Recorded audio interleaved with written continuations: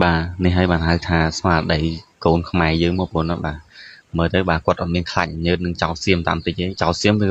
ri bờ là luôn hay phụ bong bong về con tôm nơi chu mông dừng nứng quật cơ bàn từ bà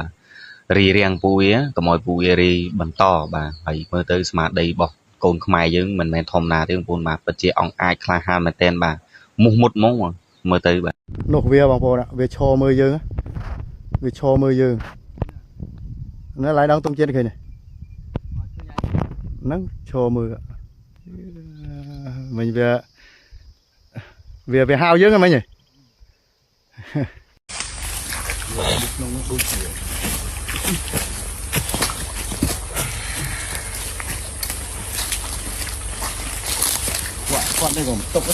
ôn chụp sân nè mà đập côn sẻ nhóc dây phía xa prang từng óc nè pour artistique et culturel que j'ai entrepris. J'accepte dans cette décoration avec fierté et reconnaissance pour les valeurs communes qui nous unissent au-delà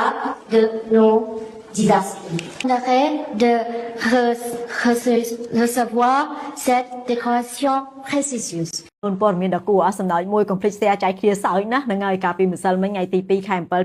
2026អាខ្ចាបដែលជារដ្ឋមន្ត្រីការបរទេសរបស់ប្រទេសចៅសៀមហ្នឹងបានរត់ពីក្រៅប្រទេសមករៀបចំចាំមហាថ្ងៃត្រង់ជាមួយនឹងអតីតអនុរដ្ឋមន្ត្រីការបរទេសចិនគឺលោកលីវស៊ីនមីនចាសម្រាប់ការពិភាក្សាផ្លូវការមួយបងប្អូនហើយគេចង់ឲ្យចិនហ្នឹងជួយគេបងប្អូនដឹងជួយអីអត់ចាគេចង់ឲ្យចិនហ្នឹង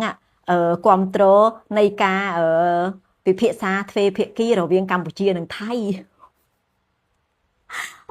អាខ្ចាបហើយអត់លឺសំដេចពុកអញនិយាយរីអីហាអានផ្ទះបាញ់ហាគឺឈប់ហើយអារឿងទ្វេភាគីជាមួយហែងហ្នឹងគឺដោយសារតែកម្ពុជាវាឆ្អែតឆ្អន់ពេកហើយយល់ទេហើយហែងនេះអាស័យប្រជ្រះចុងអញ្ចឹងទ្វេភាគីហ្នឹងយល់ទេហាឬក៏ហែងធ្វើភ្លើអាភ្លើអត់ថ្ងៃជាមែនតាបងប្អូននៅតែទ្វេភាគីណែអញចង់ហែងថាហែងទៅចរចាជាមួយនរកទៅថាទុកឲ្យហែងនៅរស់ប្រហែលខែប្រហែលឆ្នាំទៀតយល់ទេអាថោកទៀតណាព័ត៌មានមួយនេះល្អខ្លាំងមែនតើកុំភ្លេចជួយ share ទាំងអស់គ្នាណាព្រោះវាជាភាពអាម៉ាស់របស់ប្រទេសចៅចា share ឲ្យបានទូលំទូលាយជាងនឹងទៀតចាគឺកាលពីម្សិលមិញបងប្អូនចាសារព័ត៌មានយៈ router ចាបានផ្សាយបន្តឲ្យពិភពលោកបានដឹងថានាងដែលជាអីគេនារីអូតេសរបស់ប្រទេសចៅសៀមមកចាបានដាក់ថ្នាំញៀនចំនួន1គីឡូចាឆ្លងចូលប្រទេសអូស្ត្រាលីបងប្អូននឹងហើយនេះអូយពិតជាអរគុណសារព័ត៌មានយៈ router មែនតើតែងតែផ្សាយពីភាពថោកទាបចា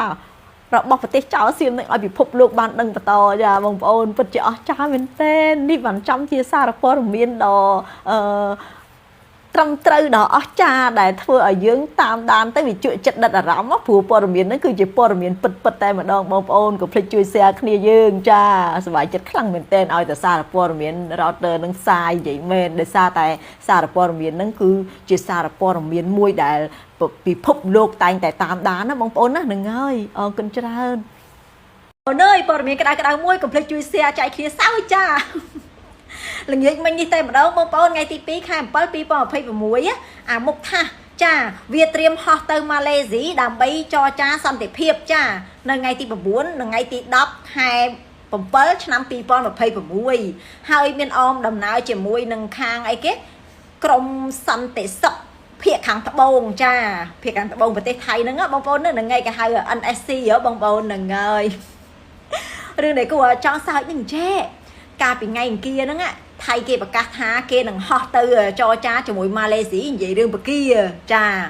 ដល់ពេលថ្ងៃនេះព្រឹកមិញតែម្ដងខាងម៉ាឡេស៊ីហាមប្រជាជនម៉ាឡេស៊ីហ្នឹងកុំឲ្យមកជន់ទឹកដីថៃឬក៏មកលេងប្រទេសថៃដល់ពេលល្ងាចនេះអាមុខថាគេប្រកាសថា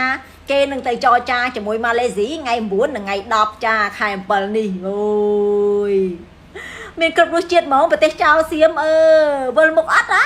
ម្ដងហោះទៅនេះម្ដងហោះទៅនោះហើយវិលមុខអត់អញសួរអាមុខថាអូសោយបងប្អូនប្រទេសអ្នកមានសឹងវិលក្បងអីវីដេអូនេះគ្រាន់បើបន្តិចគ្រាន់បើថៃគេចេះទទួលស្គាល់ការពិត គេថាតាក់ទងទៅនឹងបញ្ហាឆ្នាំញៀនវាពិតជាកើតឡើងមែនហើយមិនមែនមានតែនៅអូស្ត្រាលីទេមាននៅដូចជាកូរ៉េដូចជានៅជប៉ុនបើថាជប៉ុនខ្ញុំជឿចាដោយសារតែអ្នកលក់ថ្នាំនៅជប៉ុនវាមានច្រើនហើយខ្ញុំក៏ស្គាល់អ្នកលក់ថ្នាំនៅជប៉ុនដែរ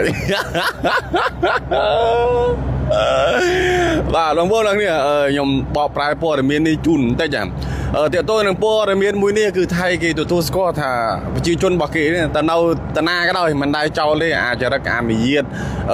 បង្កបញ្ហាឲ្យជាតិសាសន៍ដតីឬមួយក៏ប្រទេសដតីដែលខ្លួនបានរស់នៅហ្នឹង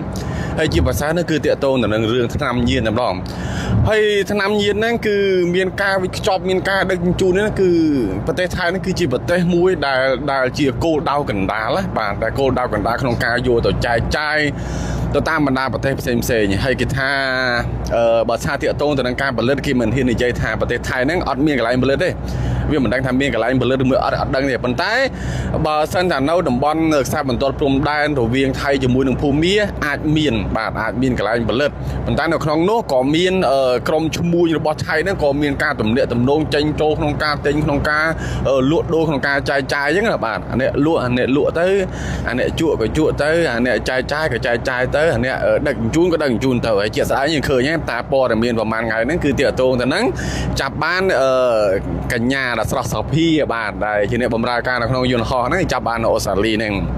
បើសិនតែគេចាប់អត់បានទេអត់ទទួលស្គាល់ការពិតទេពួកអាមេយាតថោកអត់ទេទោះតែគេចាប់បានអញ្ចឹងបានទទួលស្គាល់ការពិតបានចេញយកមកនិយាយហើយទទួលស្គាល់ថា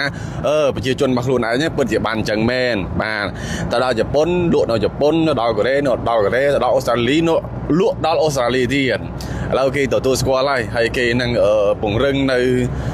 កងកម្លាំងពិសេសរបស់គេនេះឲ្យធ្វើការត្រួតពិនិត្យឲ្យធ្វើការឆែកឆេរតាមចាប់តាមរោកន្លែងដែលមានការវិច្ឆប់កន្លែងដែលមានការផលិតកន្លែងដែលមានការជួញដូរហ្នឹងគឺគេនឹងព្យាយាមធ្វើម៉េចឲ្យអារឿងថ្នាំញៀនហ្នឹងឲ្យវាសាបរលាបទៅអានេះអ្វីដែលគេបានលើកឡើងនៅក្នុងព័ត៌មានមួយនេះបងប្អូននេះមានអ្វីថ្មីខ្ញុំនឹងរាយការណ៍ជូនបន្តទៀតពីខ្ញុំបាទវណ្ឌីអរគុណច្រើនបាទ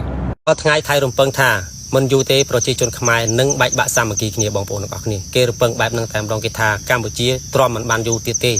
បាទប្រកាសជាបែកបាក់សាមគ្គីគ្នាថ្ងៃណាមួយបងប្អូនកុំចាញ់ល្បិចកលរបស់ថៃអសោះពេលនេះថៃកំពុងតែរៀបល្បិចកលយ៉ាងច្រើនដើម្បីធ្វើឲ្យប្រជាជនយើងនេះទ្រាំលែងបាននាំគ្នាបះបោបងប្អូនទាំងអស់គ្នាដូចជាការរីបណ្ដាលលួសការធ្វើលបងលើទឹកដីកម្ពុជាយើងបំផ្លាញផ្ទះសម្បែងបងប្អូនប្រជាពលរដ្ឋយើងនិងបំផ្លាញប្រាសាទយើងគឺសិតតែចេតនារបស់ថៃចង់ឲ្យខ្មែរយើងនេះបែកបាក់សាមគ្គីគ្នាអញ្ចឹងបងប្អូនកុំចាញ់ល្បិចរបស់ថៃអសោះបងប្អូនប្រកាសជាចាំហើយជីច្រើនចំនួនហើយដែលខ្មែរយើងបាទបែកបាក់សាមគ្គីគ្នាបាទឆ្លោះតតែងបាទមានសង្គ្រាមផ្ទៃក្នុងធ្វើឲ្យទឹកដីយើងបាត់បង់មកច្រើនហើយបងប្អូនអរគ្នាអញ្ចឹងចំនួននេះយើងមិនត្រូវបែកបាក់ផ្ទៃក្នុងទេយើងត្រូវតែរួបរวมគ្នាសាមគ្គីគ្នាឈប់ចាញ់ល្បិចអាក្រក់របស់ថៃតទៅទៀត